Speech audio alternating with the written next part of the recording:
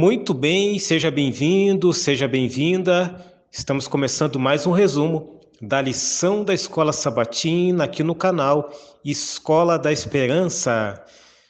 E desde já, eu quero agradecer a tua companhia e vamos juntos estudar a lição de hoje, domingo, dia 20 de abril de 2025, que tem como título Nimrod e Nevini.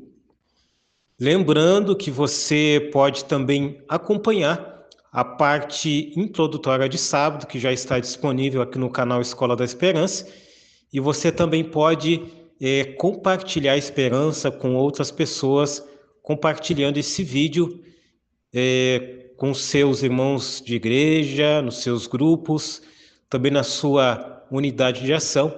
Eu tenho certeza que fazendo isso, compartilhando esse resumo, você vai estar compartilhando esperança através do resumo da lição da Escola Sabatina. Antes da gente analisar essa parte de domingo, através desse resumo, é importante a gente fazer uma pergunta. O título é Nimrod e Nevini. Nevini já é um pouco mais conhecida, né, como uma cidade onde Jonas esteve, enfim. Agora, quem foi Nimrod? Gênesis capítulo 10, ali a partir do versículo 8, destaca que Coxi gerou a Nimrod, ou seja, foi pai de Nimrod. Aqui, o nome desse cidadão aparece pela primeira vez. Um outro detalhe importante é que esse Nimrod se torna uma pessoa mais conhecida, é que ele foi fundador das primeiras cidades, como Babel, por exemplo, e também a própria cidade de Nevini. Ellen White, inspirada por Deus, também cita Nimrod como fundador, aliás, como aquele que fundou o primeiro reino conhecido, e por sua ousadia e poder foi admirado e seguido. Ele desprezou o temor do Senhor e procurou firmar o império independente da vontade divina. É o que está descrito em Patriarcas e Profetas, na página 117. Uma outra curiosidade sobre ele foi que ele foi construtor da Torre de Babel. Ele destaca isso também no próprio Patriarcas e Profetas, na página 118. E ele nos ensina algumas lições, já podemos começar por aí. A primeira delas é que o sucesso que ele teve sem o temor de Deus é extremamente perigoso. Sabe que ele era muito admirado pelo seu poder, mas rejeitou a vontade de Deus. Ou seja, aqui a gente já tira mais uma lição, que a centralização do poder pode levar à idolatria, que é totalmente contrária à vontade de Deus.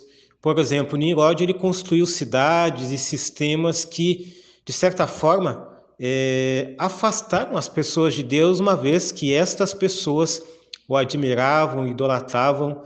Então, são lições negativas de Nimrod. Uma outra lição que a gente pode tirar dele é que a ambição, querido amigo, querida amiga, humana, ela pode desafiar os limites de Deus. Por exemplo, quando Gênesis capítulo 11 destaca que Babel e a torre foram símbolos de tentativa do homem de alcançar o céu sem Deus, percebemos aqui o que a ambição contrária à vontade de Deus pode fazer com o ser humano. Um outro ponto importante é que a fidelidade de Deus não está ligada ao poder humano.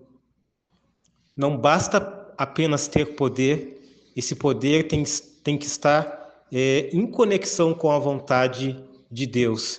Nimrod, como a gente está descrevendo ele aqui, ele teve poder, mas não teve o quê? A bênção de Deus. Isso é um risco que todos nós estamos sujeitos a correr. Por exemplo, pessoas como Noé, Abraão e José, eles foram o quê? Obedientes e humildes, totalmente contrário a Nimrod. A parte introdutória de domingo destaca também que o Éden, ele era um lar ideal. Então a gente faz um paralelo que antes do pecado, o Éden era o ambiente o quê? Um ambiente perfeito, né, para a humanidade.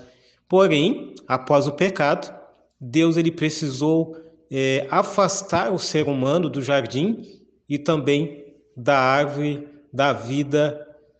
Então percebemos que Deus havia construído e tudo que Deus constrói é perfeito, é o ideal. Porém, o pecado acaba afastando esse ideal do ser humano, tanto que Adão e Eva tiveram que sair do jardim, um jardim perfeito. E isso é a consequência do pecado. A própria Bíblia destaca em Romanos capítulo 6, verso 23, que o salário do pecado é o quê? É a morte. Isaías, por exemplo, capítulo 59, verso 1 e verso 2, destaca que o pecado separa Deus e o homem. Então a gente pode perceber que fora do Éden, Adão e Eva eles passaram o quê? A trabalhar. E esse trabalho ele não era prazeroso como que era no Éden, né? Eles passaram a trabalhar arduamente, podemos dizer assim, como diz a lição da escola sabatina, para sobreviver. E sofreram com a dor e sofreram com as consequências do pecado.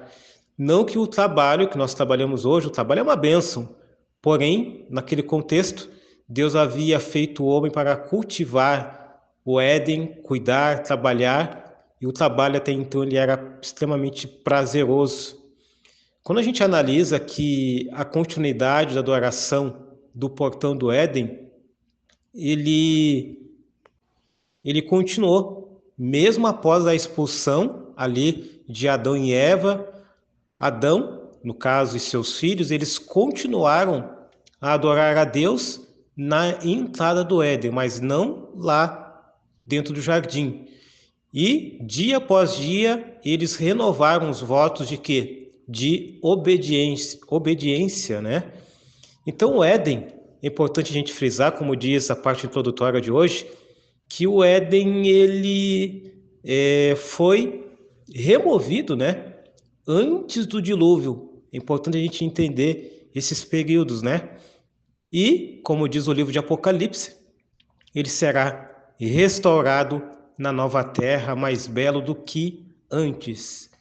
Porém, ao longo da história bíblica, percebemos de que os seres humanos eles buscaram que soluções próprias, soluções humanas, para restaurar o que foi perdido através de construções, como a Torre de Babel e outros exemplos bíblicos, né? E aí chega mais uma vez a rebelião de Neirode, né? Embora vistos por alguns como herói, Neirode foi um rebelde que desafiava Deus, né? E ele foi o símbolo crescente da rebelião humana. Nós temos uma pergunta na parte de domingo, que é a seguinte: em Gênesis capítulo 10, do versículo 1 a 12, vemos a origem de poderes que quase destacariam no restante da Bíblia, incluindo Nevine e Babilônia. Pelo que sabemos da história dessas cidades, o que concluímos dessa passagem? A gente pode analisar que essas cidades como Nevine, Babilônia, elas foram símbolos, né, da idolatria e também da opressão através de Babilônia, né, lá no livro do Apocalipse, da perseguição do povo de Deus. Babilônia, como a gente já tem estudado, ela se tornaria o que? O símbolo da rebelião, da apostasia. A própria cidade de Nevine, querido amigo, querida amiga, ela representa o quê? Violência, crueldade, como se vê ali nos livros de Jonas e também de Naum. Então, quando a gente percebe que essas cidades, elas foram cidades idólatras e cidades onde simbolizava a perseguição e também a perversão e a distorção da palavra de Deus. E aí a gente pode tirar algumas lições para a gente terminar. A primeira lição é que A rebelião, querido amigo, querida amiga, ela pode começar de forma sutil, mas os frutos são duradouros. Se a gente pegar o caso de Nimrod, ele queria poder, e isso gerou o quê? Cidades e sistemas que se rebelaram contra Deus ao longo dos séculos, começando lá por Babel e também por Babilônia. Um outro detalhe importante é que a história bíblica ela está conectada ao conflito entre os princípios de Deus e também os do mundo. Se a gente pegar Babilônia e Nevine, ali surgiram representantes, né, do sistema mundano oposto ao reino de Deus. E finalizando, terceiro ponto, é que Deus ele deseja o quê? Espalhar seu povo e seu nome. Não a centralização ela é permitida através do poder humano. E aí entra o plano de Deus, né? Que era que a humanidade viesse a se espalhar e viesse a pregar a palavra de Deus. Então é isso. Finalizamos aqui o resumo de hoje, que teve como título Nimrod e Nevine. E fica o convite para que você possa acompanhar aqui no canal Escola da Esperança, o resumo diário da lição na Escola Sabatina. E que Deus abençoe, Deus te abençoe, Deus abençoe a tua família e Deus também abençoe os teus estudos através da lição da Escola Sabatina. Um grande abraço.